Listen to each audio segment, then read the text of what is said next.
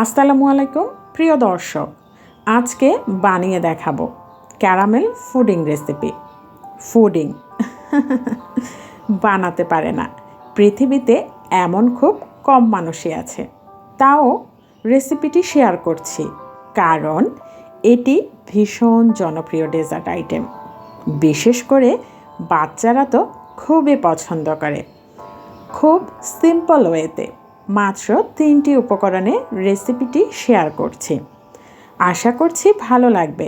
ভালো লাগলে সাবস্ক্রাইব করে ফ্রেন্ডস অ্যান্ড ফ্যামিলির মাঝে শেয়ার করে যেতে ভুলবেন না যেন। তাহলে মূল প্রসেসে চলে যাচ্ছি। বিসমিল্লাহির রহমানির রহিম। নিয়ে নিচ্ছি মিক্সিং জারে 3টি রুম টেম্পারেচারে থাকা ডিম, সাথে full cream liquid milk 1 cup,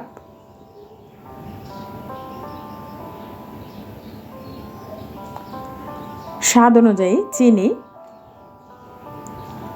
এবং এলাচের গুঁড়ো।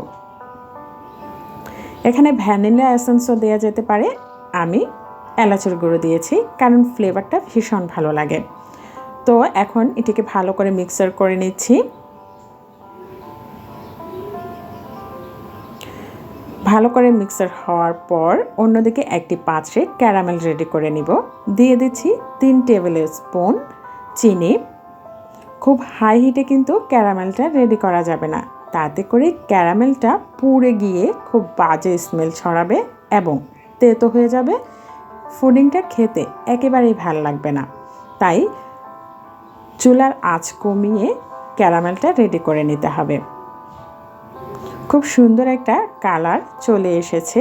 এই পর্যায়ে কিন্তু চুলাটা অফ করে দিতে হবে কারণ পাত্রটা ভীষণ গরম হয়ে গেছে।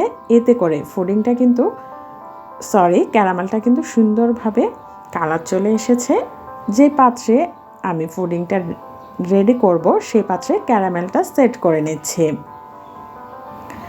ক্যারামেল সেট হয়ে যাওয়ার পর যে মিক্সারটা রেডি করে রেখেছিলাম সেটি একটি ছাঁকনির মাধ্যমে ছেঁকে নিচ্ছি।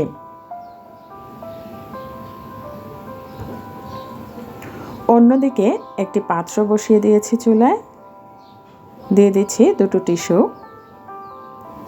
তার উপরে পাত্রটি বসিয়ে দিচ্ছি ফুডিংয়ের। একটি ঢাকনা দিয়ে ঢেকে দিলাম। এখন পর্যাপ্ত পরিমাণে পানি দিয়ে দিচ্ছি।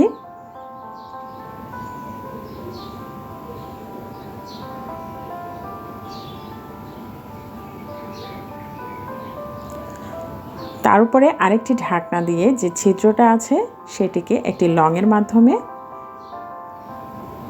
বন্ধ করে দিচ্ছি। আর প্রায় 20 মিনিট পরে ফুডিং কিন্তু একেবারে রেডি হয়ে গেছে। হাত দিয়ে আমি চেক করে নিচ্ছি যে ঠিকঠাকভাবে ফুডিংটা সেট হয়েছে কিনা। এই পর্যায়ে ফ্রিজে রেখে দিব 2 ঘন্টার জন্য। 2 ঘন্টা পর ফুডিংটা একটি ডিশে সার্ভ করে নিচ্ছি। ওয়াও, কি দারুণ লুক এসেছে, তাই না বন্ধুরা?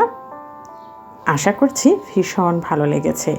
আমি এক পাশ থেকে একটু কেটে দেখিয়ে দিচ্ছি কি সুন্দরভাবে ফুডিংটা সেট হয়ে গেছে।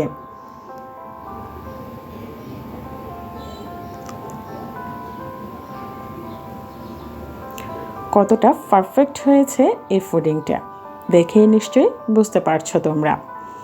আজকের জন্য তাহলে এই পর্যন্ত। ভালো থেকো। আল্লাহ হাফেজ।